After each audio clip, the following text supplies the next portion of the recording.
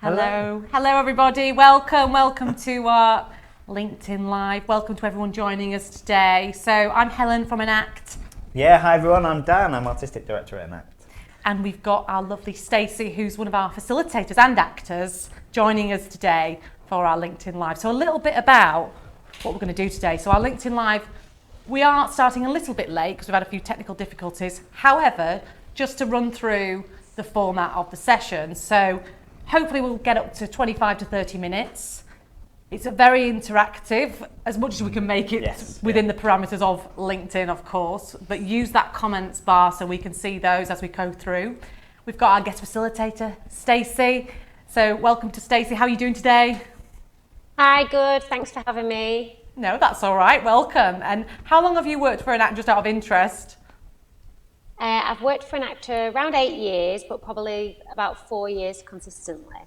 Lovely, okay. And Stacey's really helped us out with developing some content over the years, including part of the session that we're doing today. So please do share your perspectives with us as well as we go through on that content. Hang in there if we get disconnected. Like we said, we had a little technical glitch at the start, but hopefully we're with you now. Yeah. But if we do drop out, we'll try and get back in as soon as we can. Do take some notes, or feel free to just enjoy and watch it. But also at the end, we might get a couple of minutes for some questions. So perhaps make a note of them for yourselves now, and then we can gather those towards the end of our LinkedIn Live. Okay. So yeah, I suppose just to reiterate for those people watching, some of you may be familiar with Enact, some of you may not be. This might be the first time you're experiencing what we do. We're a training company, a training provider, but in particular, we're an experiential training provider. So we use drama in our training spaces, at which point lots of people in interactive sessions suddenly bow their heads.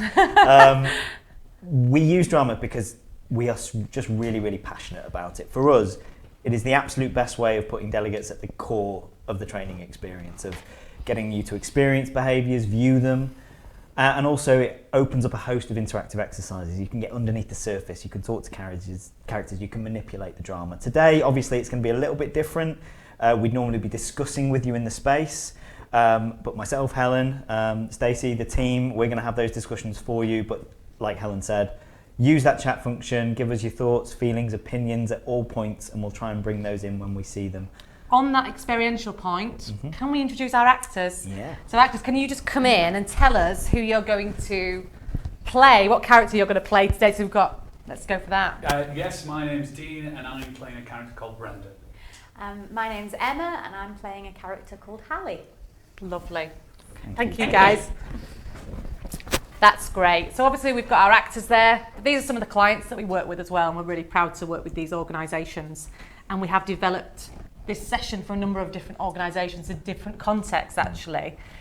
And moving on to the themes of that session, inclusive recruitment, we're going to focus on language specifically, but just to give you a broad sense of that session and how that works before we go into that, Stacey, I wonder if you could share a little bit about that, because as you developed it, of course. Yeah, of course. Well, Dan approached me about, it's about 3 years ago now, asking to design a session focusing on the recruitment process, essentially allowing free rein to show the drama of every stage of the recruitment process, and maybe show some of the pitfalls or the struggles that we have at keeping it inclusive. So we wrote the drama for that, and then I know some clients were interested in it, so we wrote the session around that, and yeah, it's just grown from there, and it's evolved from what it originally started at. It's changed slightly, and also every day there's new information that comes in that feeds that session that then we make slight adjustments to it to make sure that everyone's always getting the best out of it and that it stays relevant. So yeah. That's where it came from, really. And part of that session is, it opens up, doesn't it, with a question of describe the most inclusive process you can think of. So we'd love to get some comments coming in about that question, actually. So if people feel free to write any comments. But Stacey and Dan, I suppose you've delivered these sessions, and what are the kind of responses that come out when we do ask that question? I'll hand over to you first, Stacey, on that one. Yeah, sorry, go ahead. We get lots of different input on this, and this is a really great opening question to find out where everyone's at and what they think of when we say inclusive recruitment.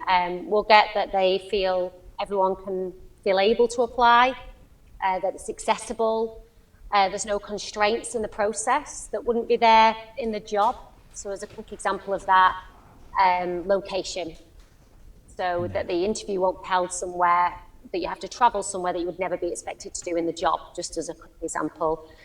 Equal opportunities throughout the process, diverse candidate pool, that it's without bias, which I'll come to later on because that's a conversation in itself, but bearing bias in mind at all times, I suppose, of how that affects the recruitment process.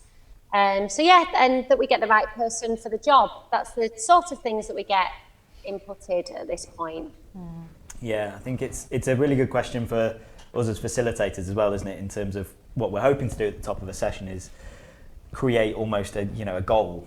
If we're thinking about an inclusive recruitment process, it's creating that vision that we can all work towards together, as well as for us as facilitators, it allows us to really assess where people are on that journey, and to get us on the same page, I guess, moving forward into the session. Yeah, and keep referring back to probably throughout. Okay, so moving on to looking at that session as a whole and that recruitment journey. If you could tell us a little bit about that journey that we go on as an audience. Yeah, of course. Well, in the session we meet 3 members of our company that we're using, so it depending who it's for, but it will have a fictional company.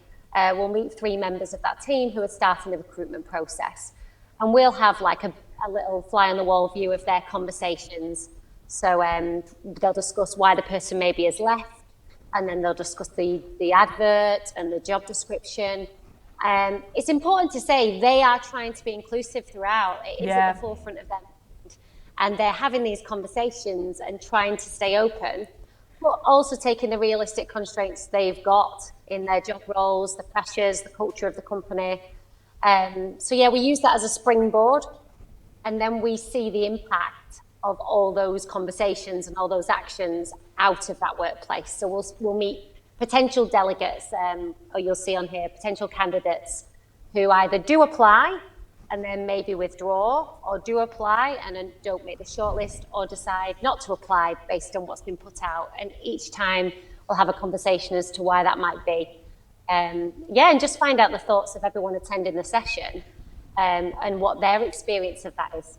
Yeah, and obviously you'll recognise one of our actors on that slide there. We've got Hallie ready to go. They're waiting in the wings. They're dying to get on. And that's what we're going to move into now, actually. So we are going to move now into the core themes of the LinkedIn Live, which is the language that we use. And we're going to see a scene, which is part of the wider session. It's set in a healthcare setting for this one. Is that right? Yeah, for this particular one, like we said, there's loads of different sectors. It's probably important context setting. For this scene, what we were, who we were working with, it was an organisation who were looking to really increase diversity within entry-level roles, and so actually this is around a healthcare support worker role, which is a fairly entry-level role, and we're going to have a look at a scene in which a potential candidate, someone who's thinking applying for that role, reads the job description, and we're just going to have a look at how language impacts that person to potentially apply or not apply for it.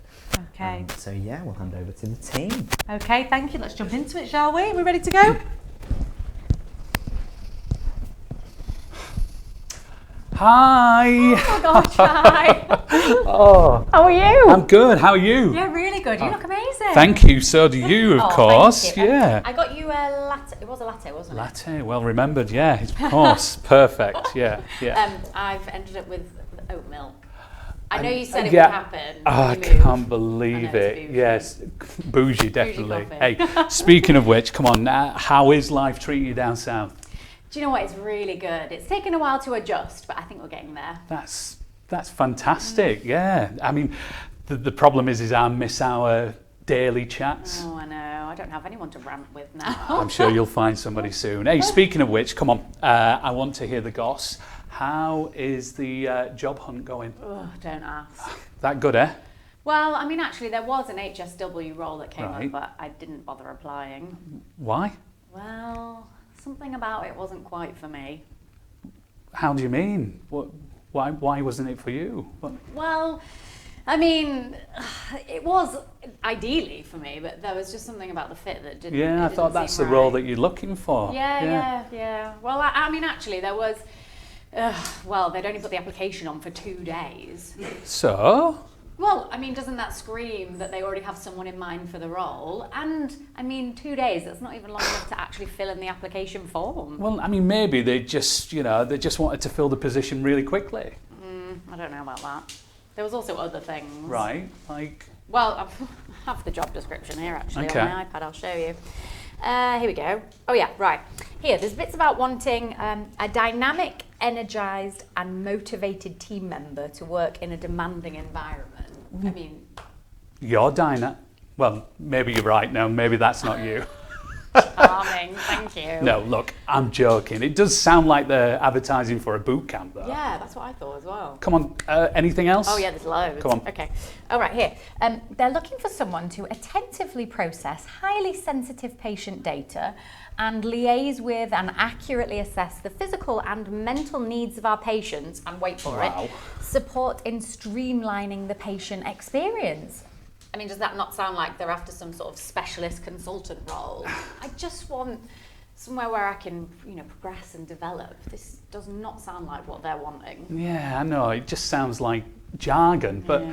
come on, you can do all of those things. No, I know that I can. It's just, it sounds like they're after some young, fresh 21-year-old graduate, not someone in their mid-30s who's after a career change. Yeah, well, I mean, it does sound a little bit like that, but come on, you're more than just someone in their mid-30s. I mean, you're a educated, driven, committed person with bags of life experience and with the guts to start over somewhere new. I should use you as a reference. Anytime. No, but seriously, thank you. I really appreciate that. But I don't know, it's just not, the vibe doesn't feel right. Okay, fair enough. Hey, is there loss? Well, Anyway, forget about all that. Come on, I want to know. Tell me about Rosemary. oh, she's great. Is she? What? Okay, thanks guys. So we're going to stop them there because they'll go into some cat-related conversations now. They've been having lots of cat-based conversations over the last 2 days in rehearsal, and they can definitely fly with that, but we're going to release them and talk about the scene and the language that we use. Okay, so that scene, what are the thoughts coming from that usually when we deliver this scene in sessions in terms of what people perceive from that job description that Hallie has talked about? Yeah, I mean, it's an interesting one. A lot of the time in sessions, obviously, when discussing it, we start to get a feeling of actually the types of language that people are drawn to that actually would persuade us not to apply. And Stacey, I'm going to actually bring you in on this one just for some of those specific talking points that we might get in some of the sessions. I know you've been doing these recently. So what's been coming out as part of this scene? Yeah, I suppose mainly the importance of words, the importance of every word we use. So thinking about not just throwing in words for the sake of it, not putting in words to make a role sound better than it is, because there's this reality versus expectation then of what you're actually selling. And then when someone's hired into that role, if it's not what you were saying it is, then either way, it's still not going to be the right person for the role. There's also these buzzwords. So we discuss a lot about companies using internal words that we're used to hearing internally, and we almost don't realise the impact they can have externally. So we'll have an open conversation about this. People share the words that their company use. I'll give you some examples that we've spoke about. So a company I used to work for used to use the term make a difference internally a lot, but then it would be on all of their external communication. So adverts, job descriptions. And again, that's not to say that we don't want people to come and make a difference, but it also sets this expectation of this ever-changing. So maybe, you can come in here and you can change that, you can impact this, you can make a difference. And that's not necessarily true of every role. And it's sort of selling a story that isn't true. And the other day, someone gave me a great example. Their terminology was go beyond. So they put go beyond on everything. And obviously, again, it's meant to be a very positive way of thinking. But that could be read as go beyond what? The expectation, go beyond the hours, go beyond your job role. And maybe that's not what I'm looking for in my career right now. Maybe I'm looking at going in, doing my job, doing a really good job and going home and having a really good balance. Yeah. So it's just really important to consider some of either the buzzword terminology we use as a company, but also just buzzwords that we use a lot, e.g. flexible. Flexible's thrown around all the time. Yeah. What does that actually mean? Yeah. So just the importance of that is what comes out of this Yeah, and I scene a think- lot.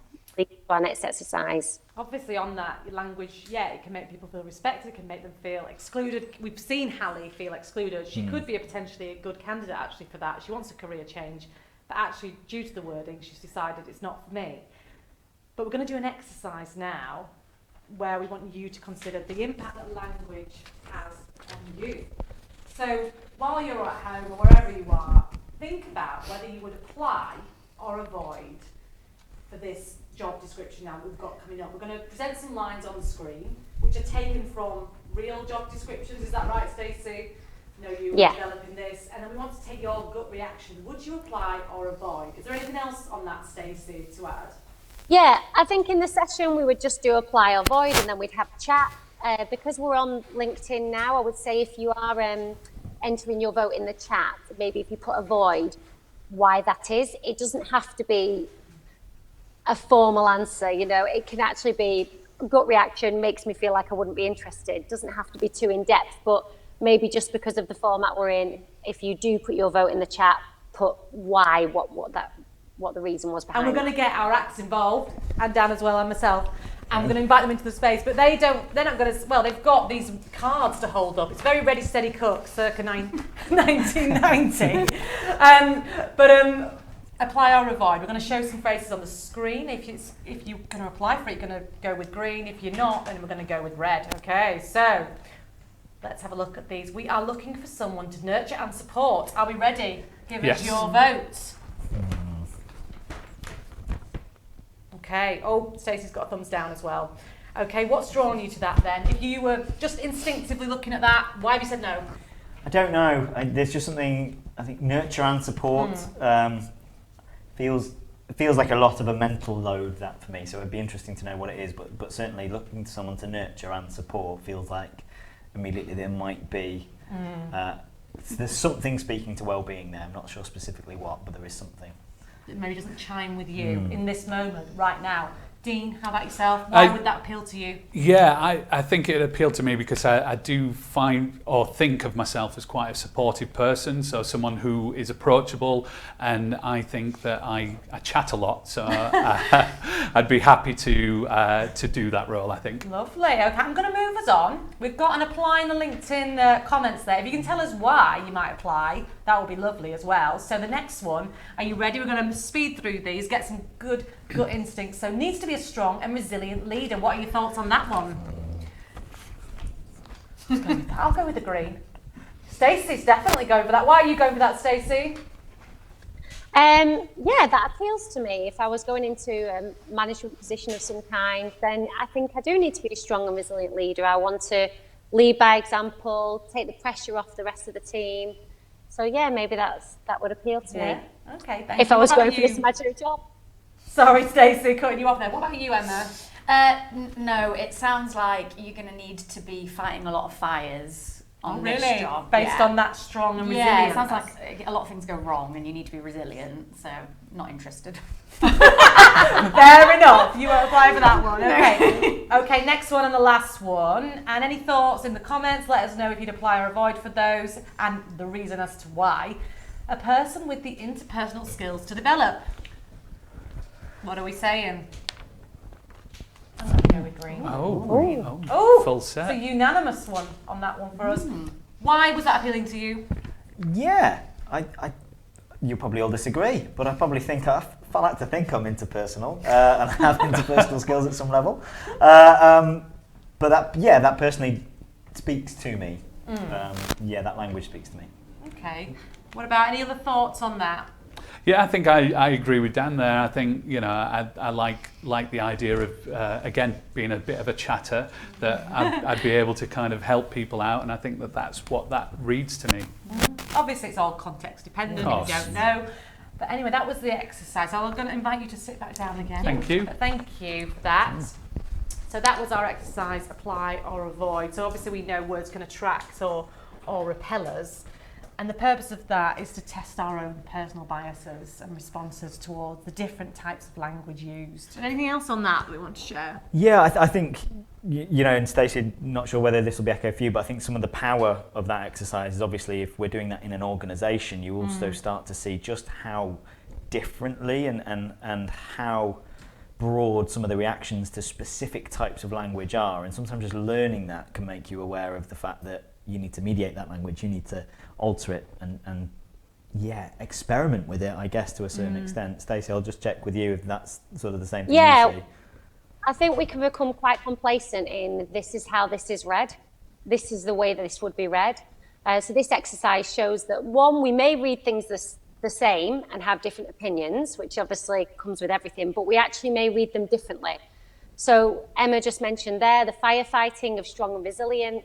That's not how I read those words. So even just to highlight, one way isn't necessarily the only way to read it. So it's really thinking about every word counts. So every word that you're going to put out there counts, and really thinking about that. So just to build on that, really, talking about those specifics, tools and tips for change, I suppose when it comes to language, we've got a few thoughts now around different strategies we might use. Yeah, because I think one of the things we want to get across is we don't want to overwhelm people around language. We do know that it's complicated and there's lots of different bias, but actually there's some really simple things you can do to make sure that you're being inclusive with your language and therefore in your recruitment process. I mean, the first is awareness when it comes to any kind of bias. I mean, what we've got on your screen there is the first box, agentic and communal language. For anyone hearing those terms for the first time, what we're talking about there is almost gendered language. So agentic language, statistically speaking, is more likely to attract male identifying candidates, whereas communal language is statistically speaking, again, more likely to attract female identifying language. So there is certain coded words. I won't talk about that too much because I know, Stacey, you've got some interesting learning on this as well, so I'll hand over to you. Yeah, well, just to use the example we just saw with Hallie, she was obviously repelled from that advert based on the words that were used. And as Dan said, it's not cut and dry, it's statistically speaking, but that company, on the drama we don't see, were looking to attract older applicants and women, not just young men straight out of uni. Yet what she read repelled her away from that. There's a lot of research to do with how women and men read certain information. So the statistics around that is that men will apply for a role if they hit 60% of the criteria, whereas women will apply for a role if they hit 100% of the criteria. So that's why it's really important to consider this language, because it can get into a bit of a tricky one of, well, if I only use communal language, am I not going to attract men? No, you are, because they will apply if they hit 60% of the criteria. But by using words that's agentic, that's maybe not applicable, you could be ruling out female candidates. And again, that's just one example. You can see on here now there's age bias as well. That definitely came in with the Hallie scene. The dynamic, the words they were using, innovative, it made her think of a young, fresh, out of uni candidate. And that's not necessarily who they were looking for. And obviously, as Dan said, it's evolving, it's tricky. That's not to say you don't want someone dynamic working for you, but it's really thinking about these words, because a lot of the time we copy and paste from previous things that have been sent out. This makes us sound fabulous. Let's send that out. And again, it's that reality versus expectation, because this recruitment process isn't just the process. It's about the culture of the company. So even if you have an inclusive recruitment process, if they start working for you and they don't feel that that's mirrored in your culture, then they'll leave anyway, and you're back at the start. So we touch on a lot of this. Again, it's a lot of information for this little segment, but hopefully that clarifies a little bit about that. Yeah, and it is a lot of information, but I think the thing for us, and often we like to give across some quite simple takeaways, simple hints and tips in our workshops. And one of the things you can just do is really think about simplifying your language. I mean, from the scene that we saw, we heard one of the characters, Hallie, saying they're looking for someone who can streamline the patient experience. Well, actually, what do we mean by that? If we ask ourselves this question, do we mean actually I'm looking for someone to greet a patient, say hello, take their personal details and then show them through to a waiting area? Is that what we mean? And if so, write that, because we're removing some of that intellectual bias that we saw in that scene, and we're putting actually the nuts and bolts of the role, which we can all apply for. We can actually see or not whether or not we would be able to do that role. Yeah, and I think when you're writing job descriptions, put them out there to your teams, diverse teams, get some feedback on that and become aware of your own language and your own style. And also there are tools you can use, so bias decoding and assessment, which can identify what might be gender coded words and try and help you to move to a space which is a more gender neutral language as well. So there's those tools that are at your disposal to have a look at. Yeah. Okay, I think that's everything in terms of our tools and tips for change when it comes to the language that we use. So yeah, I wonder, because it'd be nice to get any comments or questions that are coming through from our audience watching, and just whilst those filter through to us, Stacey, just over to you. Are there any sort of main takeaways that come out of the session or main points of learning that you're hearing echoed? Yeah, I think the points of learning definitely sit around the language and about repetitive things, the copy and paste format, rather than thinking about starting again each time. Also, bias comes in. Recently, actually, a really interesting question in the session the other day, we were talking about enabling different ways of applying for jobs, so it not necessarily having to be a written cover letter, you could allow audio. And then a question came in about, well, could that open up a conversation of bias again?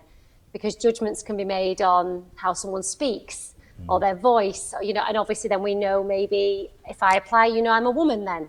So if we're taking things out, then we're adding back in. And I think a lot of the conversation around that is about, we can't necessarily remove bias. What we can do is become aware of our bias, how that impacts us, how that makes us make certain decisions, and try to be aware of that when making these decisions. And again, a huge conversation around that, and it's always really interesting to hear people's thoughts on that. But I think that's a big takeaway from the session as well, of I know I have an affinity bias to this person who has similar traits to me. So when I'm scoring, I need to be aware of how that could affect me and my scoring. That sort of thing in a nutshell. Yeah, that's great. Thanks, Stacey, for that. So I think that's everything for today. Yeah. Just to say thank you for joining us. If you'd like any more information, you can go to the website, enactsolutions.com, or go onto LinkedIn or Twitter or Instagram. Or if you want to pass any feedback, feel free to email us as well. But just to say thank you to everyone, thank you to the team, thank you to the actors, and thank you to our tech team as well. And have a lovely rest of your Friday. Thank you. Take care, everyone. Have a nice weekend. Bye.